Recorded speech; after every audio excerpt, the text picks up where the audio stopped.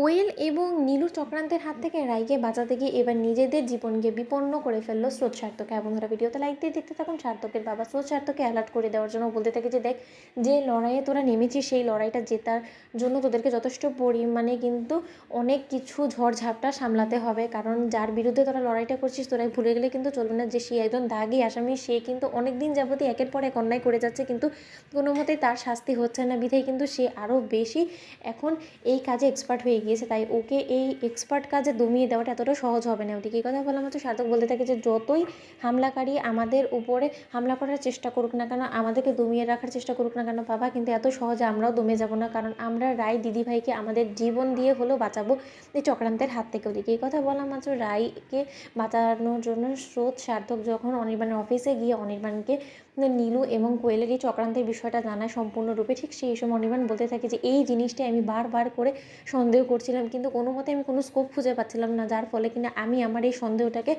বাস্তবে প্রমাণ করতে পারবো রাইয়ের সামনে। ওদিকে রাইয়ের কথা ওঠা মাত্রই স্রোত বলতে থাকে যে অনিদা, তুমি যদি এই চেষ্টাটা করে থাকো তাহলে আমি বলবো যে তুমি ভুল দিকে এগোচ্ছ, কারণ এরকম করে চেষ্টা করে তুমি কোনো মতেই রায় দিদিভাইয়ের চোখ খোলাতে পারবে না, কারণ রায় দিদিভাই কোয়েলকে অন্ধের মতন বিশ্বাস করে ফেলেছে আর কোয়েলের সকল মিথ্যেকে সত্য বলে ভেবে নিয়েছে। এই কথা বলা মাত্র অনির্বাণ বলতে থাকে যে কিন্তু একটা কথা বলো তো, তোমাদের কী দেখে সন্দেহ হলো?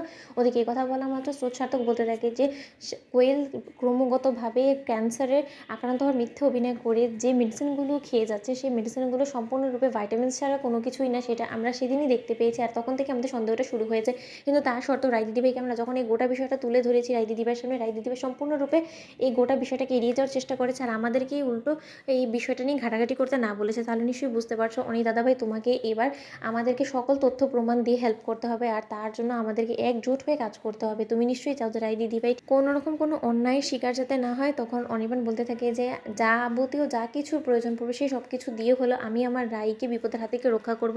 আর এবার যদি এর সাথে কোনো মতে নীলুকে আমি চক্রান্ত করা অবস্থায় ধরতে পারি তাহলে এবার আর নীলুর কোনো মতে আমি রক্ষা দেবো না। কথা বলা মাত্র স্রোত বলতে থাকে যে অনি দাদাভাই নীলু দিদিভাইও অলরেডি জড়িয়ে গিয়েছে কোয়েলের এই চক্রান্তের সাথে, আর সেই রিপোর্টসগুলো থেকে শুরু করে সব কিছু দিয়ে এখনও পর্যন্ত হেল্প করে যাচ্ছে কোয়েলকে একমাত্র নীলু দিদিভাই, আর আমি সেটা প্রমাণ পেয়েছি আর সেই প্রমাণও আমি তোমাকে দেখাতে পারবো। ওদিকে কোয়েল এবং নীলুর সেই কথোপকথনের রেকর্ডিংটা যখন স্রোত সার্থক অনির্বাণকে শোনায়, ঠিক সেই সময় অনির্বাণ অবাক দৃষ্টিতে তাকিয়ে থাকে, বলতে থাকে যে কি সাংঘাতিক, এরা দুজনে এখন আবার হাত মিলিয়েছে যাতে ওরা রায়ের উপর প্রতিশোধ নিতে পারে, কিন্তু এতটাও সহজ হবে না, যেখানে কিনা আমরা তিনজন আছি যারা কিনা রায়েরকে বিপদের হাত থেকে বাঁচানোর জন্য নিজেদের জান লড়িয়ে দিতে পারি, তাদের নাকের ডগা দিয়ে এরকম একটা চক্রান্ত করে এত সহজে তারা পার পাবে না। কি বলো স্রোত সার্থক? তখন স্রোত সার্থক বলতে থাকে যে অনিতা দাদাভাই, তুমি যদি এরকম করে আমাদের পাশে থাকো হেল্প করো তাহলে কেউ আমাদেরকে আটকাতে পারবে না। তোমাদের ভিডিওটি ভালো লাগলে লাইক এবং শেয়ার করে সাবস্ক্রাইব করতে ভুলো না।